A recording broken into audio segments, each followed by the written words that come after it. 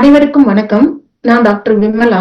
நம்ம last 2-3 weeks நம்ம பார்த்துட்டு இருக்கிறது வந்து சூப்பர் கிளாஸ் மெத்தட்ல ராஜன் சங்கரன் அவர்களுடைய மாடர்ன் மெத்தட் தீமேட்டிக் அனலைசிஸ புரிஞ்சுக்க ட்ரை பண்ணிட்டு இருக்கோம். சாரோட சேர்ந்து அவரோட கைடன்ஸ்ல இப்ப நம்ம லேர்ன் பண்ணிட்டு இருக்கோம். சைமல்டேனியஸ்லி நம்மளும் வந்துட்டு ஒரு எக்ஸ்பீரியன்ஸையும் ஷேர் பண்ணக்கூடிய ஒரு ஸ்பேஸா இது இருந்துட்டு இருக்கு. லாஸ்ட் 2 வீக்ஸ்ல நம்ம பார்க்கும்போது சூப்பர் கிளாஸ் 1 பார்த்தோம், 2 பார்த்தோம். இப்ப 3க்குள்ள ஒரு சின்ன டவுட்ஸ் இருந்தது. அதை பத்தி தான் இன்னைக்கு சார்ட்ட கேட்கலான்னு இருந்தோம். சூப்பர் கிளாஸ் 1ல நம்ம எப்படி பார்த்தோம்னா அது ஒரு சிப்பியோட கம்பேர் பண்ணி பார்த்தோம். ஒரு வித்ராயல் நேச்சரும் ஒரு கிளிங்கிங் நேச்சரோட நம்ம பார்த்திருந்தோம்.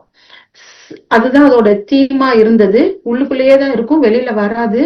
வெளியில வர்றதுக்கும் அதுக்கு ஃபுல் டேஞ்சரா இருக்கும். சூப்பர் கிளாஸ் 2வோட கோர் தீம் என்ன அப்படின்னு சொல்லி பார்த்தோம்னா வெளியில வர ட்ரை பண்ணும், கிட்டத்தட்ட ஒரு ஜன்னல் வெளி திறந்து பார்த்து வெளி உலக பாக்குற அளவுக்கு போதும் அப்படின்ற அளவுக்கு இருக்கும். ஓப்பன் அண்ட் ஷட்ன்னு சொல்லுவாங்க. திருப்பி ஐயோ ஏதோ ஒரு டேஞ்சர் வந்துருச்சு அப்படின்னு உள்ள வந்து. So super class 1 super class 2 ரெண்டுமே வந்து மோர் ரெட்ரோவெட்டர்னு சொல்லுவாங்க. ரெட்ரோவெட்டடா இருப்பாங்க, உள்ளுக்குள்ளேயே தான் இருக்கும், வெளியில எக்ஸ்போஷர் ஆயிருக்கவே மாட்டாங்க, அந்த மாதிரி தான் இருக்கும். சூப்பர் கிளாஸ் 3 எடுத்தோம்னா இது டோட்டலா கொஞ்சம் அடுத்த பார்டர், அடுத்த லெவல்ல வராங்க. இவங்க வந்து மோர் சோசியல்னு சொல்றாங்க. இவங்க வந்து சமூகத்தோட வெளியில வந்து டச் பண்ணி எக்ஸ்பீரியன்ஸ் பண்ணி ரெடியா இருக்காங்க. இவனுடைய கோர் தீம் வேர்ட் என்ன சொல்றாங்கன்னா லிமிட் அண்ட் எக்ஸ்பான்ஷன் அப்படின்றாங்க. சோ லிமிட் அண்ட் எக்ஸ்பான்ஷன் சொல்றதோட இல்லாம ஃபர்ஸ்ட் சூப்பர் கிளாஸ் என்ன சொன்னாங்க, சிப்பியோட கம்பேர் பண்ணோம். செகண்ட் வந்து ஸ்னைலோட இருந்ததுல இது வந்து பேர்டோட கம்பேர் பண்றாங்க.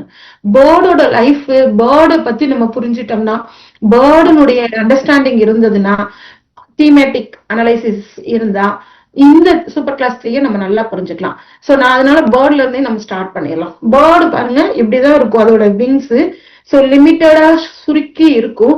பட் அது பறக்க ஆரம்பிச்சுச்சுன்னா நல்ல ப்ராடா எக்ஸ்பேண்ட் ஆகி நல்லா வந்து எக்ஸ்பான்ஷன் ஆகும்.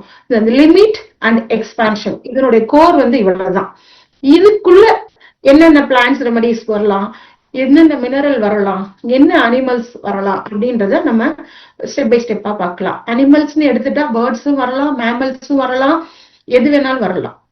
சோ இங்க வந்து நம்ம பேர்ட் தீம் அப்படின்றதோட இவங்க கம்பேர் பண்ணி சோ லிமிட் அண்ட் எக்ஸ்பான்ஷன்ற ஒரு கோர் வேர்டை வந்து யூஸ் பண்றாங்க. இந்த லிமிட் அண்ட் எக்ஸ்பான்ஷன் இந்த கோர் தான் வந்து இந்த சூப்பர் கிளாஸ் 3யோடைய கான்செப்ட்னு வச்சுக்கலாம், கோர்னு வச்சுக்கலாம், மையக்கருன்னு வச்சுக்கலாம். இதுல இருந்து தான் நம்ம அடுத்து படிக்கணும். சோ இந்த ஃபுல்லா இந்த சூப்பர் கிளாஸ் 3 பத்தி ஃபுல் கான்செப்ட் அதுல என்ன ரெமடி வரும்ன்றத டீடைல்டா பின்னாடி நம்ம பார்க்கலாம். வணக்கம் சார். வணக்கம். வணக்கம். சூப்பர் கிளாஸ் 3ல ஒரு டவுட்டுங்க சார். இப்ப சூப்பர் கிளாஸ் 3 வந்து லிமிட் அண்ட் எக்ஸ்பான்ஷன் அப்படின்னு சொல்றோங்க. சொல்லிட்டு அவங்களோட வாழ்வியல்ல எப்படி இருப்பாங்க அப்படின்னு சொல்லி பார்க்கும்போது இவங்க சைக்காலஜிக்கலா இருக்கும்போது அவங்க எப்படி இருப்பாங்க அப்படின்னு சொன்னா ஒரு கேர்டேக்கரா, ஒரு பீப்புள்ஸ் பிளீசரா, கிட்டத்தட்ட ஒரு சமூகமோ ஒரு சொசைட்டியோ ஒரு ஃபேமிலியோ ஒரு கட்டமைக்கப்பட்ட ஒரு டிபிக்கல் மதராவோ டிபிக்கல் மருமகளாவோ டிபிக்கல் மனைவியாவோ அடுத்தவங்களுடைய தேவைகளை ஃபுல்ஃபில் பண்ணணும். இப்ப வீட்டுக்காருக்கு என்ன வேணும்ன்றது புரிஞ்சுட்டு உள்ளுக்குள்ள இருந்தே பண்ணிடுறாங்க. சோ எல்லா தேவைகளுமே முன்னாடியே வந்து அடுத்து சுத்தி இருக்கவங்களுடைய நீட்ஸ் இருக்குல்ல, அந்த நீட்ஸா அது என்னன்னு இருக்கலாம், ஆனா அது வந்து ஃபுல்ஃபில் பண்றது இவங்களுடைய உள்ளுக்குள்ளேயே இருக்கக்கூடிய ஒரு நேச்சரா இருக்கு. இதனால அவங்கள வந்து கேர்டேக்கரு, பீப்புள்ஸ் பிளீசரு இந்த மாதிரி எல்லாம் சொல்லிட்டே வர்றாங்க. இந்த இதை இப்படி சொல்லிட்டே வரும்போது ஒரு கட்டத்துல என்ன பண்றாங்கன்னா டாக்டர் ராஜன் சங்கரன் அவர்கள் கோடிடும் போது இவங்களுக்குள்ள ஒரு கில்ட் வருதுன்னு சொல்றாரு. இந்த மாதிரி பிளீஸ் அவங்களுக்கு எதிர்த்தாப்புல இருக்கக்கூடிய மகனோ மகளோ யாரோ ஒருத்தவங்களுக்கு வேண்டிய நீட்ஸையும் உணவையும் நரிஷ்மெண்ட்டையும் கொடுக்காத பட்சத்துல இவங்களுக்கு ஒரு கில்ட் வருதுன்னு. இது சூப்பர் கிளாஸ் 3க்குள்ள கில்ட்ன்ற வார்த்தையை லைட்டா பயன்படுத்தி இருக்காரு சார் அவங்க. ஆனா நமக்கு இதனால் முடிய எப்படி நம்ம புரிஞ்சுப்போம்னா ரோ 4ல வரக்கூடிய அந்த புரோமியம் தீம்ல தான் நம்ம கில்ட் வந்து ஒரு பிக்ஸ்டாவே ஐடியா வச்சிருக்கோம். கிளினிக்கலாவும் பயன்படுத்தியிருக்கோம். யாரோ ஒரு பேஷண்ட் எனக்கு கில்ட்டியா இருக்குங்க அப்படின்னு சொன்னோம்னா நான் பிளண்டரா உங்களோட வழிகாட்டுதல் எல்லாத்துலயும் சேர்த்து ஈஸியா புரோமியம் கொடுத்து உள்ளுக்குள்ள அந்த வடு மறைஞ்சிருக்கு, அந்த குற்ற உணர்வு மறைஞ்சிருக்கு. சோ இந்த 2 கில்ட்டையும் உங்களுடைய பார்வையிலேயே உங்களுடைய இதுலயும் உடைச்சு கொஞ்சம் எக்ஸ்பேண்ட் பண்ணி இந்த சூப்பர் கிளாஸ் 3 மாதிரியே எக்ஸ்பேண்ட் பண்ணி சொல்லுங்க சார். இந்த கொஸ்டின் வந்து நம்ம ஒரு கான்செப்டோட தான் புரிஞ்சுக்க முடியும். அந்த கான்செப்ட்ல வந்து ஸ்மால் பிக் அப்படின்னு எடுத்துப்போம். ஸ்மால் ஸ்பேஸ் பிக் ஸ்பேஸ் அப்படின்னு எடுத்துப்போம். ஸ்மால் ஸ்பேஸ் அப்படிங்கிறது என்னன்னா, தான் தன்னுடைய குடும்பத்தார், தனக்கு சொந்தமாக உள்ள தன்னுடைய வீடு, தன்னுடைய இடம், தன்னுடைய வசிப்பிடம், இந்த இதுதான் ஸ்மால் ஸ்பேஸ். இப்ப பறவைன்னு எடுத்துட்டா கூண்டு. நம்ம மினரல் லாங்குவேஜ்ல எடுத்துட்டா தேர்ட் ரோல லெஃப்ட் ஹேண்ட் சைட்ல இருக்கிறது எல்லாமே. லெஃப்ட் ஹேண்ட் சைட்ல இருக்கிற மருந்துகள், நேட்ரம், மெக்னீசியம், அலுமினா. அடுத்து வந்து சைலீஷியா. சைலீஷியாவை விட்டுருங்க, இந்த மூணும்னு வச்சுக்கோங்க. சைலீஷியா வந்து பேலன்ஸ். இந்த பக்கம் இருக்கிறது எல்லாமே பிக் ஸ்பேஸ். பாஸ்பரஸ், சல்பர், மியூராட்டிகம், இதெல்லாம் பிக் ஸ்பேஸ். இது ஸ்மால் ஸ்பேஸ். இப்படியாக நம்ம புரிஞ்சுக்கணும். ஏன்னா ஹோமியோபதியோட சேர்த்து புரிஞ்சுக்கிட்டாதான் நமக்கு ஈஸியா இருக்கும். இப்ப ஸ்மால் ஸ்பேஸ்னா நான், எனது, என்னுடைய குடும்பம், என்னுடைய அடையாளம், என்னுடைய சுற்றத்தார், என்னுடைய அம்மா அப்பா, என்னுடைய நாய், பெட் அனிமல்ஸ், அப்புறம் என்னுடைய பிளாகிங்ஸ் அப்படிங்கிற இருந்த அந்த ஸ்மால் இருக்கு பாருங்க. அதுல ஒரு மனிதனாக இருப்பதனால இப்படிதான் வாழணும், இப்படிதான் இருக்கணும், இப்படிதான் செயல்படணும் அப்படிங்கிற ஒரு வேல்யூஸ் இருக்கு. இந்த வேல்யூ பேஸ்டா தான் சமூகம் இயங்கிட்டு இருக்கு. அதுக்குள்ளதான் எல்லா இயக்கமும் இருந்துகிட்டு இருக்கும். நல்லா பார்க்கணும். அப்ப அந்த வேல்யூ பேஸ்டா அவங்க இயங்கும் போது அதுக்கேத்தாப்புல அவங்க நடந்துகிட்டாங்கன்னா அவங்களுக்கு எந்த குற்ற உணர்வும் வராது. ஆனா அது கூட வாழ தெரியாம, அதை புரிந்து கொள்ளாம, அதுபடி நடக்க வரலன்னு வச்சுக்கோங்க, அவங்களுக்கு குற்ற உணர்வு வரும். அதே போல இந்த ஸ்மால் ஸ்பேஸ்ல இருந்து பிக் ஸ்பேஸ்க்கு போறாங்கன்னு வச்சுக்கோங்க. அது தான், தனது சுற்றத்தார், குடும்பத்தார், வீடு, தன்னுடைய பிளாங்கிங்ஸ், தன்னுடைய ஏரியா ஆஃப் கவரேஜான ஸ்பேஸ், இது எல்லாமே கடந்து ஓபன் ஆகி பிக் ஸ்பேஸ்க்கு போறாங்கன்னு வச்சுக்கோங்க. அங்க வேல்யூ மாறும், சொசைட்டி, கல்ச்சர் எல்லாமே மாறும். அப்படி மாறும்போது இங்க கற்பிக்கப்பட்ட இந்த வேல்யூக்கும் அந்த வேல்யூக்கும் வித்தியாசமா இருக்கும். இங்க நம்ம இந்திய சமூகத்துல எடுத்துட்டா சில ஜாதிகள் இருக்கு. இந்த ஜாதிக்குள்ளதான் நம்ம பழக்க வழக்கங்கள் வச்சுக்குவோம், குடுக்கல் வாங்கல் வச்சுக்குவோம், சில சடங்கு சம்பிரதாயங்கள் எல்லாத்தையுமே வச்சு அவங்க கூட வாழ்வோம். மற்றவங்க கூட இணக்கமா வாழ்வதற்கு முயற்சி பண்ணுவோம். அவங்கள்ட்ட எப்படி நடந்துக்கணுங்கிறது நம்ம முன்னோர்கள்லாம் சொல்லி கொடுத்துருப்பாங்க மற்ற ஜாதியினர்கள் கூட. இது ஒரு சொசைட்டி. இந்த சொசைட்டி கொஞ்சம் வலது பக்கம் பிக் ஸ்பேஸ்க்கு போயிடுச்சுன்னு வச்சுங்க, பாஸ்பரஸ், சல்பர், மியூராட்டிகம் போயிடுச்சுன்னு வச்சுங்க, போச்சுன்னா என்ன ஆகும், அங்க லவ் எலமெண்ட் வர ஆரம்பிச்சிருது, ஆக்சிடோசின்ங்கிற ஹார்மோன் வர ஆரம்பிச்சிருது. அப்ப இங்க ரைட் ஹேண்ட் சைடு போக ஆரம்பிச்சோம்னா என்னன்னா, பிக் ஸ்பேஸ் வந்தோடனே இந்த வேல்யூ வந்து மாறுது. அடுத்த ஜாதியை பத்தி பார்க்கிறது, அடுத்த ஜாதி கூட பழகிறது, அடுத்த கலாச்சாரத்தை கூட சேர்றது, தன்னுடைய கலாச்சாரத்தில இருந்து பிடிமானத்திலிருந்து தான் விடுதலை அடைந்து கொள்வது, அதிலிருந்து மாறி செல்வது, அதை உடைத்து செல்வது அப்படிங்கிற அந்த பிக் ஸ்பேஸுக்கு போறாங்க. ஏன்னா பிக் ஸ்பேஸுக்கு போனீங்கன்னா அதுக்கேற்ற கலாச்சாரத்துக்கு நீங்க போய் ஆகணும். அப்ப அவங்களுக்குள்ள மாற்றம் வரும்போது இந்த ஸ்மால் ஸ்பேஸ்ல இருக்கிற சூப்பர் ஈகோ இருக்கு பாருங்க, அப்பா அம்மா, அங்க இருக்கிற பெரியோர்கள், அங்க இருக்க விளிம்பியங்கள், அங்க இருக்க வேல்யூ சிஸ்டம் இருக்கு இல்லையா, கலாச்சாரங்கள், பண்பாடு எல்லாமே, அது இந்த பிக் ஸ்பேஸ்ல இருக்க ஃப்ரீடத்துக்கு எதிராக இருக்கும். அப்ப வந்து முரண்பாடுகள் வர ஆரம்பிச்சிடும். இந்த ஸ்மால் ஸ்பேஸ்ல நீங்க அடாப்ட் ஆக முடியலனாலும் குற்ற உணர்வு வரும். இப்படியாக நாம இதை புரிஞ்சுக்கலாம். இது ஒரு இதுக்கு ஒரு உதாரணத்தை லாக் ஹியூமனம்னு எடுத்துக்குவோம். லாக் ஹியூமனத்துல எடுத்துட்டீங்கன்னா அதனுடைய எசன்ஸே என்னன்னா இண்டிவிஜுவாலிட்டி வர்சஸ் அல்ட்ருயிசம். இந்த அல்ட்ருயிசத்தை எப்படி பண்ணலாம், லாக் ஹியூமனத்துல ரெண்டு வார்த்தைகள், முக்கியமான வார்த்தைகள். ஒன்னு என்னன்னா, I feel embarrassed while eating before others. நான் வந்து ஒரு மாதிரி சங்கோஜ நிலையில் அடையிறேன் மற்றவர்கள் முன்னாடி சாப்பிடும் போது. மற்றவர்கள் கொடுக்காம சாப்பிடுவதுங்கிறது சாத்தியக்கூறு அல்ல, அது ஒரு வகையான வருத்தத்தையும் சங்கோஜத்தையும் உருவாக்குது அப்படின்னு நினைக்கிறது. இது மானுடத்தின் உச்சபட்சம். ஏன்னா மானுடத்தினுடைய ஒரு நிலையை அது உணர்த்த ஆரம்பிக்கிறது. மனிதன் வந்து 100 இடத்துக்கு 100 கான்செப்டுக்கு போறான், ஹியூமனிட்டிக்கு போறான். அதுதான் அந்த லாக் ஹியூமனத்துல காட்டுது. அப்புறம் கசின்கிற வார்த்தை புட்டுவிங்ல அதிகமாக வருது. இந்த கசின்கிற வார்த்தை அதிகமா வர்றதுனால அது என்ன ஃபீல் பண்ணுதுன்னா, கசின்னா யாருன்னு கேட்டீங்கன்னா, நீங்க ஒரு பொருள் வாங்குறீங்க, நீங்க சவுதி அரேபியால இருந்து வர்றீங்க, அங்க வேலை செஞ்சுட்டு வரீங்க, வந்தோடனே உங்க சித்தப்பா பையனை போய் பார்க்க போறீங்க, இல்லாட்டி மாமா பையனை போய் பார்க்க போறீங்க, உங்க கசினை போய் பார்க்க போறீங்கன்னா போன்ல அவங்க எப்பப்பா வந்து அப்படின்னா இருங்க இருந்தா வந்துடுறேன் அப்படின்ட்டு நேரா போனோன்னு வாங்கின சாக்லேட்டு எல்லா பொருட்களையும் வாங்கி அப்படியே போய் கொடுப்பீங்க, எந்த எதிர்பார்ப்பும் இல்லாம. கசின்னாவே அதான். அதை வந்து ஒரு டியூட்டியாக செய்ய மாட்டீங்க. அது வந்து எப்படின்னா நண்பர்களுக்கு மேலேயாகவும் அண்ணன் தம்பிகளுக்கு இணையாகவும் அதுக்கு மேலேயாகவும் ஒரு டியூட்டி கான்சியஸா செய்யாம அப்படியே வந்து கொடுப்பீங்க. அதான் கசின்ங்கிற மீனிங். இந்த கசின்ங்கிற மீனிங் என்ன காட்டுதுன்னா, every one are cousins, all the human beings are cousins. அந்த கசின்ங்கிற வார்த்தை வந்து நியர்பை டியர்பை அப்படிங்கிறத காட்டுது. அப்ப நானுங்கிறது நாமாக மாறுது. இதான் லேக் ஹியூமனம். இங்கிருந்து தான் அடுத்த கட்டமான அல்ட்ரிசம், எல்லா உயிரும் தன்னுயிர் போல் நேசிப்பது, பல்லுயிரையும் தன்னுயிர் போல் நேசிப்பது அப்படிங்கிற மானோட இடத்துக்கு அது செல்லுது. இது வந்து இந்த இண்டிவிஜுவாலிட்டிக்கும் மானோடத்துக்கும் செல்வதில் சிக்கல் வரும்போது அங்க கில்ட் ஃபார்ம் ஆகும். அதனாலதான் லேக் ஹியூமனத்தை தேர்ட் சப் கிளாஸ்ல வைக்கிறார். அதே மாதிரி எடுத்து பார்த்துட்டீங்கன்னா இன்னொன்னு எடுக்கலாம். இப்ப வந்து 7th ரோ இருக்கு பாருங்க. 7th ரோ என்னன்னா, இந்த பல்லுயிரை நேசிப்பதுங்கிறது மானுடத்துக்குள்ள வருது. மில்கை வந்து நீங்க பொட்டன்டைஸ் பண்ணீங்கன்னா அல்ட்ரிசம் அளவுக்கு தான் வரும். ஆனா அதுக்கு மேல சிந்தனைகள் எதுவுமே வராது. இப்ப மனிதனுடைய ஃப்ரேம் ஒர்க், அவனுடைய பேட்டர்ன் வந்து எப்படின்னா within the framework of the humanity தான் இருக்கும். அதுல உச்சபட்சம் வந்து ஹையர் பர்பஸ் என்னவா இருக்கும்னா அல்ட்ரிஸ்டிக்கா இருக்கிறது அப்படின்னு இருக்கும். ஆனா ரோ 7ல வந்து என்னன்னா பியாண்ட் ஹியூமனிட்டி. அந்த பியாண்ட் ஹியூமனிட்டிங்கிறது என்னன்னா taking responsibility, heavy duty and responsibility எடுத்து தான் வந்து செய்யும் செயலை இந்த யூனிவர்ஸுக்கானதாக மாற்றுவது. ஒரு செயல் செய்து யூனிவர்ஸை மாற்றுவதாக இருக்கும். They will operate behind the ஸ்கிரீன்ங்கிற மாதிரி இருக்கும். Invisible power. அப்புறம் they will not feel that they are the matter and golden king, they are beyond humanity அப்படின்னு ஃபீல் பண்ணுவாங்க. இப்படியாக நம்ம புரிஞ்சுக்கணும் நம்ம.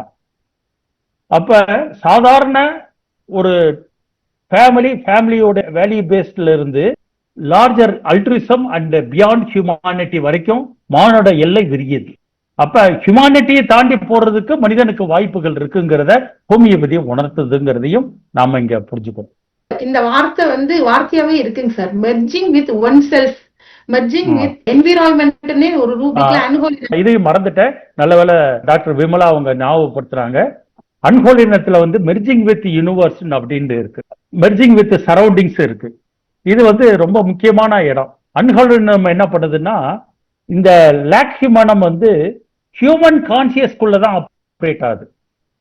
ஆனால் அன்ஹோலினம் goes beyond human consciousness, not goes beyond humanity. இந்த பியாண்ட் ஹியூமனிட்டிங்கிற 7th ரோ இருக்கு பாருங்க, அது taking responsibility and doing something for the universe.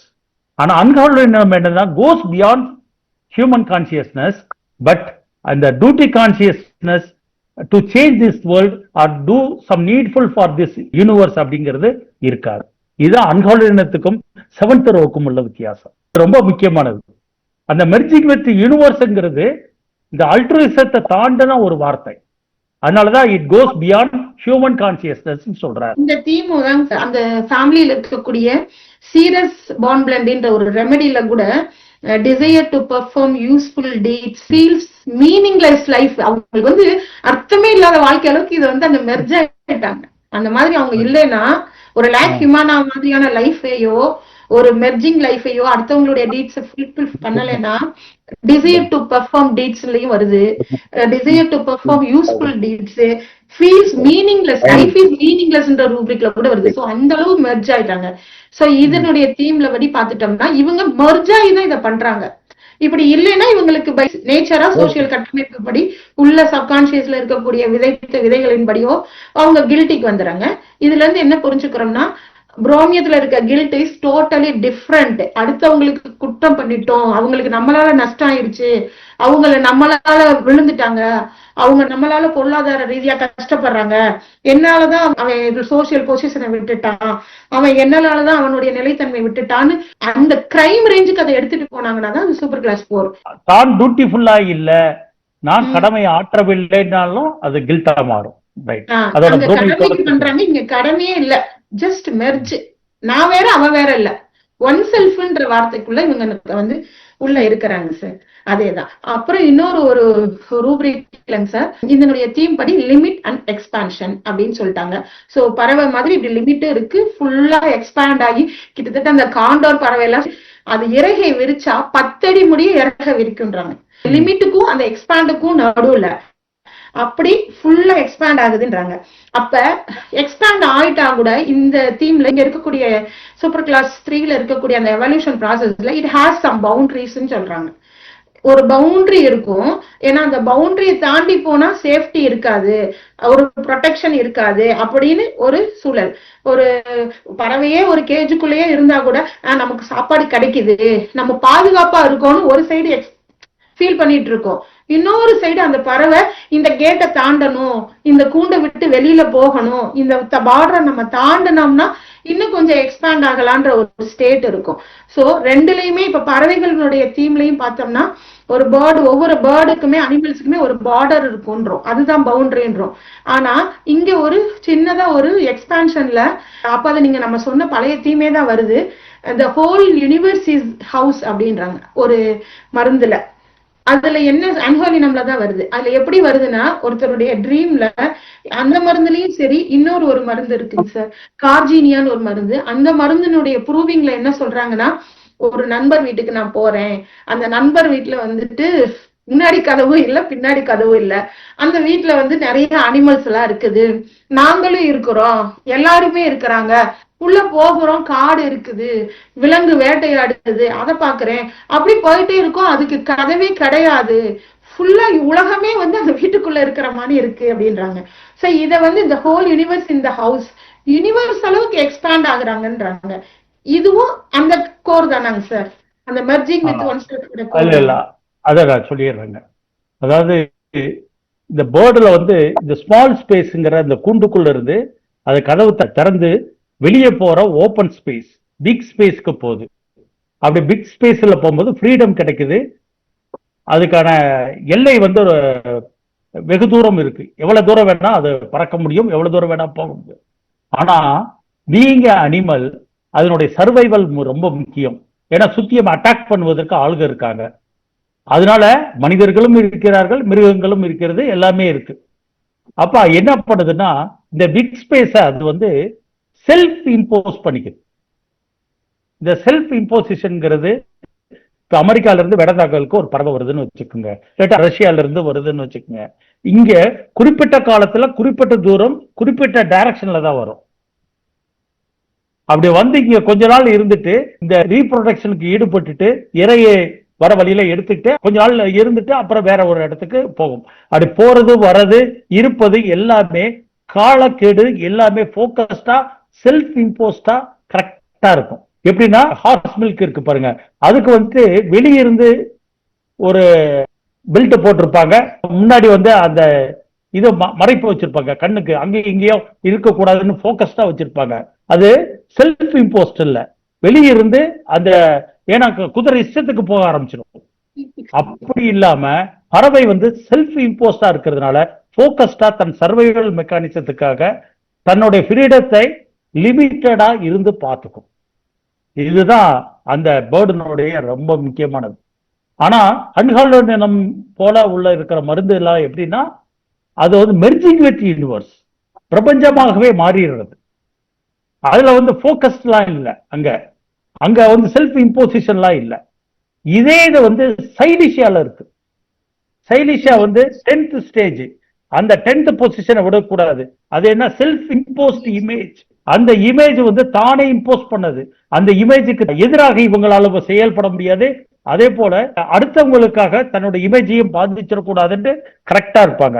இதுவும் செல்ஃப் இம்போஸ்ட் தான் இந்த இமேஜும். இந்த சைலிஷாவோ எப்படி செல்ஃப் இம்போஸ்ட் இமேஜை உருவாக்குதோ அது போல பேர்டும் தன்னுடைய டிராவல்ல செல்ஃப் இம்போஸ்டாக ஒரு போக்கஸ்டாக தன்னோட ஃப்ரீடத்தை ரெஸ்ட்ரிக்டடா தான் அது கொண்டு போகுது. அந்த பிக் ஸ்பேஸ்ல கூட ஒரு கன்ஃபைன்மெண்ட், செல்ஃப் கன்ஃபைன்மெண்ட் இருக்கு. இது கூட 2 ஃபேக்ட் இருக்கு சார்.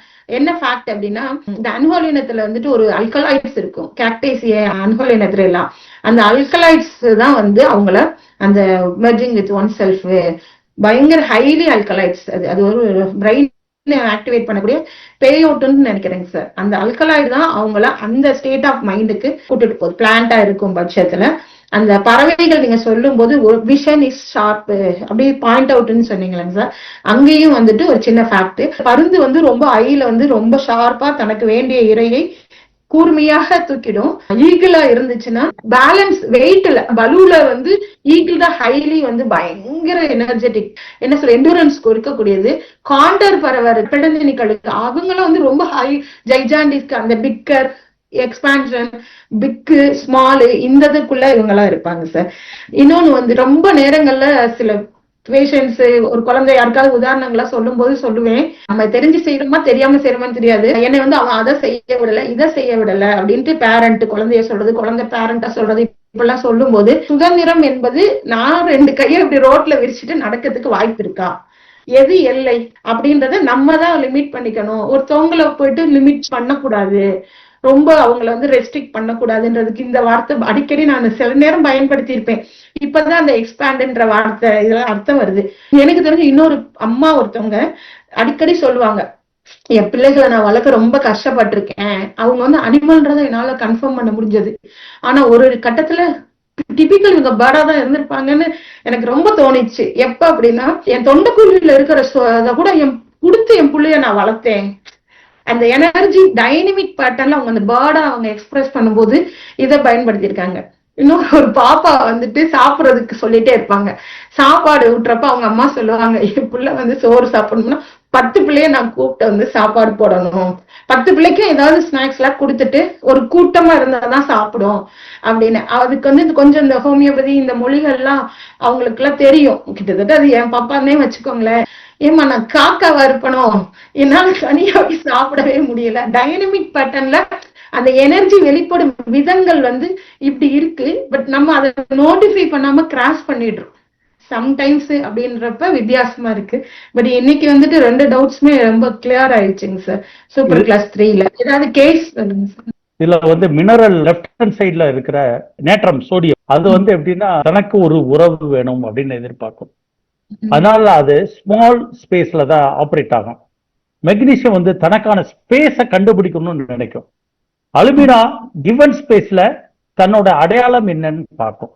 சைலிஷா செல்ஃப் இம்போஸ் பண்ணி தன்னை ரெஸ்ட்ரிக்ட் பண்ணிக்கும், பேலன்ஸ்டா ஆக்கிக்கும். இந்த பக்கம் ரைட் ஹேண்ட் சைட்ல இருக்கிற பாஸ்பரஸ்ங்கிறது எனக்குன்னு ஒரு அடையாளம் இருக்கு, நீ சொல்ற அடையாளம் அல்ல நான், என்னுடைய அடையாளம் வேற, என்னுடைய அடையாளம் நீ சொல்ல அடையாளம் அல்ல அப்படின்னு சொல்லும். சல்ஃபர் வந்து என்ன சொல்லும்னா I am different from you அப்படின்னே சொல்லும். தன்னோட ஈகோ அந்த அளவுக்கு வளரும். மீராட்டிக் என்ன சொல்ல ஐ எம் ஆப்போசிட் ஆஃப் யூங்கிறோம். இந்த மீராட்டிக்கம் மட்டும்தான் இந்த சோசியல் நார்ம்ஸை எல்லாத்தையும் ப்ரொடெக்ட் பண்ணி அது இஷ்டத்துக்கு சொசைட்டிக்கு எதிராக வேல்யூ சிஸ்டத்துக்கு எதிராகவும் அது போக ஆரம்பிக்கும். அதனாலதான் மீராட்டிக்கத்துல மேக்சிமம் நேட்ரம் மியூர்ல நீங்க பாத்தீங்கன்னா ஜாதி மறுப்பு கல்யாணம் அதிகமா இருக்கும். அப்புறம் ஏற்கனவே மேரேஜ் ஆனவங்க மேரேஜ் பண்ணுவாங்க. அப்புறம் டிரைவர் இந்த மாதிரியான ஒரு வசதியான பெண்களோ ஆண்களோ கீழ்நிலையில் இருக்கவங்களை கல்யாணம் முடிக்கிற ஒரு போக்கு இருக்கும். இது எல்லாமே இந்த வேல்யூ சிஸ்டத்தை பிரேக் பண்ணி ஐ எம் ஆப்போசிட் ஆஃப் யூங்கிற மீராட்டிக்கத்துக்கு போவாங்க. இந்த மினரல் லாங்குவேஜை நான் புரிஞ்சுக்கணும். இந்த லெஃப்ட் ஹேண்ட் சைட்ல இருக்கிறது ஸ்மால் ஸ்பேஸ், ரைட் ஹேண்ட் சைட்ல மினரல்ல இருக்கிறது பிக் ஸ்பேஸ் தான் நம்ம தெரிஞ்சுக்கணுங்க. இதுல இருக்கக்கூடிய குரூப்ல வந்து கேக்டேசியா ஃபேமிலி, கேக்டேசியில ஒரு கேஸ் சொல்றாங்க. பிசிக்கல் லெவல்ல கேக்டேசி எப்படி இருக்குன்னு பாருங்க. ஒரு அம்மாவுக்கு வந்து எப்படின்னா எக்டோபிக் பிரெக்னன்சி வந்து கன்ஃபார்ம் பண்ணிடுறாங்க, பெயின் வந்துடுது. போய் ஸ்கேன்ல எடுத்து பார்த்து எக்டோபிக் பிரெக்னன்சின்னு பாக்குறாங்க. அப்புறம் இன்னும் கொஞ்சம் ஆழமான எம்ஆர்ஐ எடுத்து பார்க்கும்போது தெரிய வருது அது ஹெமட்டோமான்னு தெரிய வருது. ஹெமட்டோமான்னு தெரிய வந்தது, பெயின் அதிகமாயிருது. அவங்க வந்து என்கிட்ட வராங்க, அவங்க அக்குபஞ்சரிஸ்ட், பெயின் அதிகமா இருக்கு, ஹெமட்டோமாவை எப்படி சரி பண்ண முடியும், பெயின் அதிகமா இருக்கு அப்படின்னு அந்த அம்மாட்ட நான் கேட்கிறேன். கேட்கும் போது ஒரு ஸ்டேஜுக்கு மேல வந்தோன்னா அந்த அம்மா வந்து செமி கான்சியஸ் ஆகி நீங்க ஏன் இதெல்லாம் ஏன் கேட்கறீங்க, இதெல்லாம் கேட்காதீங்க, என்கிட்ட என்னோட வாழ்க்கை வரலாறுலாம் கேட்காதீங்க, நான் போனப்ப இதுல எப்படி வேணா இருந்திருப்பேன், நீங்க இதெல்லாம் கேட்காதீங்க, இப்படி பேச ஆரம்பிச்சிட்டாங்க. இந்த கையை இப்படி செஞ்சு செஞ்சு கிளச், இது பிசிக்கல் ஃபார்ம்ல சொன்னது. அவங்களுக்கு நான் வந்து கேக்டஸ் ஃபேமிலியில இருக்க கேக்டஸ் கிராண்டிஃபுல்லா கொடுத்தோன்னே நெக்ஸ்ட் டே பெயின் குறைஞ்சு அதுல இருக்க ஹெமட்டோமா வெளியே வந்துருச்சு. இது பிசிக்கல் ஃபார்ம்ல இருக்கும். இதே வந்து மென்டல் ஃபார்ம்ல இருக்கிற ஒரு கேஸும் இருக்கு. இது பிசிக்கல் ஃபார்ம்ல இந்த கிளச் அன்கிளச், கிளச்னா ஸ்மால், அன்கிளச்னா பிக், ரைட்டுங்களா? இது ஓப்பன் அந்த அர்த்தத்துல வருது, கிளச் அன்கிளச். இதே வந்து மென்டல் லெவல்ல பார்த்துட்டீங்கன்னா, ஒரு லேடி தன்கிட்ட வைத்தியம் பார்க்க வராங்க, ஹஸ்பண்ட் கிட்ட காசு ரொம்ப கம்மியா இருக்கு, பெட்ரோல் வேற அடிச்சுட்டு போகணும். ஆனா ஜிஹெச்ல இருந்து வரும்போது ஒரு இடத்துல கால் அடிபட்டு ஒரு ஆள் கிடக்கிறாரு, அவரை பார்த்து பரிதாபப்பட்டு காசை அவங்க ஹஸ்பண்ட் கிட்ட இருந்து ஒரு 100 ரூபாவை பிடிங்க, இருக்கிறது அவர் 100 ரூபா தான் வச்சிருக்காரு, பெட்ரோலுக்காக வச்சிருக்காரு. அதை பிடிங்கிட்டு நேரா வந்து அவர்கிட்ட கொடுத்துட்டு வண்டியில ஏறி கிளம்புது. நம்ம டாக்டர்கிட்ட போகணும், டாக்டர்கிட்ட காசு இல்லை, எதுவும் இல்லை, பெட்ரோல் போடுறது கூட காசு இல்லை, என்ன நம்ம எப்படியாவது நம்ம ஆற்றல் கூட போயிடுவோம், அப்புறம் வந்து கூட காசு கொடுப்போம், அவரை பார்த்தா எனக்கு பாவமா இருக்கு, அதனால நான் 100 ரூபா போய் நான் கொடுத்துட்டேன் அப்படின்னு சொல்லி சொன்னாங்க. அவங்களுக்கு என்னன்னா படுக்க முடியல, படுத்தா அப்படியே ரெஸ்பிரேட்டரி டிஸ்ட்ரெஸ் வருது. இந்த சிம்டத்தையும் இந்த மொடாலிட்டி சிம்டத்தையும் அடுத்து இந்த மாதிரியான அந்த கேக்டசியனுடைய அன்ஹாலோனியத்தினுடைய ஃபேமிலிக்கு உள்ள அந்த சிம்டத்தையும் எடுத்துட்டு ஹார்ட்ங்கிற பேத்தாலஜியை எடுத்துக்கிட்டு அவங்களுக்கு ஏகப்பட்ட ப்ராப்ளம், ஓப்பன் ஹார்ட் சர்ஜரி தான் பண்ணணும்னு சொல்லிட்டாங்க. அந்த கேஸை கேக்டஸ் கிராண்டிஃபுலரா 6ல கொடுத்து இன்னைக்கு வரைக்கும் கிட்டத்தட்ட எனக்கு தெரிஞ்சு 7 வருஷம் ஆயிடுச்சு, இன்னைக்கு வரைக்கும் நல்லா இருக்காங்க. இது வந்து மென்டல் லெவல்ல அந்த அல்ட்ருஸ்டிக் பாயிண்ட சொல்ற ஒரு மருந்து. மென்டல் லெவல்ல முதல் சொன்னது பிசிக்கல் லெவல். தேங்க்யூ. இதுலயே ஒரு ஃபேக்ட் தாங்க சார், கேக்டஸ் ஜில அதுல இருக்க அல்கலைட்ஸ் வந்துட்டு சர்க்குலர் மசில்ஸ்ல மட்டும்தான் வேலை செய்யும். ஸோ சர்க்குலர் மசில்ஸ் எங்கெங்கெல்லாம் இருக்கிறோம், இசோபெஜியல் ஸ்டெனோசிஸ்க்கு நல்லதா இருக்கும், ஹார்ட்ல வர அஞ்சைனாக்கு, ஹார்ட்ல இருக்கிற எல்லா மசிலுமே சர்க்குலர் மசில்ஸ். ஸோ இதனுடைய அல்கலைட்ஸ் வந்து ஆக்டிவ் பிரின்சிபல் ஃபார்ம்ல வந்து சர்க்குலர் மசில்ஸ்ல இருக்கும். அதனாலதான் அந்த கேக்டஸ் ஜில அந்த கேஜ்டு வயர் நம்ம உத்து நல்லா பார்த்தோம்னா அந்த கேக்டஸ் பிளான்டோடைய அந்த பிக்சர்ஸ் எல்லாம் நம்ம பார்த்தோம்னா அப்படியே ஃபுல்லா இப்படி முள்ளா சிக்கி இருக்குங்க சார். அப்புறம் இந்த ஜைஜாண்டிக், இந்த எல்ஆர்ஜி எக்ஸ்பாண்டுக்கு எல்லாம் பார்த்தோம்னா நம்ம இவ்வளவுதான் இருப்போம். ஃபாரின் கண்ட்ரில இருக்க கேக்டஸ் கிட்ட எல்லாம் பார்த்தோம்னா அது இருக்குதும் ஒரு 2 மாடி பில்டிங் அளவுக்கு ஜைஜாண்டிக்கா இருக்கும். சோ அந்த எக்ஸ்பான்ஷன் இது அந்த சீசனை பொறுத்து தண்ணி இல்லாத காலத்துல அது லிமிட்டடா சர்வே பண்ணிக்குது, சுருங்கி தண்ணி இருக்கிற காலங்கள்ல எக்ஸ்பேண்ட் பண்ணி சேவ் பண்ணி பெருசா எக்ஸ்பேண்ட் ஆயிருக்கும். அந்த லிமிட் அண்ட் எக்ஸ்பான்ஷன் தான் இதனுடைய கோர் எனர்ஜெட்டிக் பேட்டர்ன். இந்த சூப்பர் கிளாஸ் 3 பத்தி ஃபுல் டீடைல்டான தீம் ஃபுல்லாமே வந்து என்ன மினரல் ரெமெடி என்ன அனிமல் ரெமெடி வரும்ன்றது நெக்ஸ்ட் கிளாஸஸ் டெலிவர் பண்ணிடுறோம், எப்படினாலும் சப்மிட் பண்ண ட்ரை பண்ணிடுறோம்.